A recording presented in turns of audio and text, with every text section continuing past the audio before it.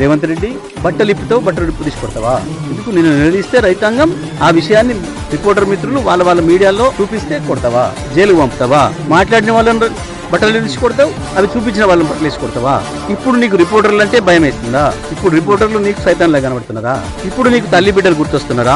5 ఏళ్లుగా మాట్లాడిన భాష, నువ్వు ఏ నియోజకవర్గానికి పోయినా అక్కడ ఉన్న స్థానిక మంత్రుల గురించి, శాసనసభ్యుల గురించి నువ్వు మాట్లాడిన భాష, నువ్వు మాట్లాడిన పదాలు, కేసీఆర్ కుటుంబం గురించి నువ్వు మాట్లాడిన పదాలు, కేసీఆర్ కుటుంబం కొడుకు కూతురు రాజకీయాలు ఉన్నారు కాబట్టి మాట్లాడినంటే సరిపోతుందేమో. కేసీఆర్ మనవళ్ళు మనవరాల గురించి కూడా నువ్వు మాట్లాడిన భాష, నీ యూట్యూబ్ ఛానల్, నువ్వు పెట్టి స్పాన్సర్ చేసిన యూట్యూబ్ ఛానల్ మాట్లాడిన భాష గుర్తొస్తుందా రేవంత్? అందుకే ఇప్పటికైనా తెలుసుకున్నావు వాస్తవం ఏందో. విమర్శలు వస్తాయనే విషయం, పబ్లిక్ లో నిలబడ్డ తర్వాత తప్పకుండా ప్రజల నుంచి ప్రశ్నలు వస్తున్న విషయం మొదటిసారి తెలుసుకున్నావు. కానీ బుద్ధిగా ఉండు, సంస్కారంగా మాట్లాడడం నేర్చుకో.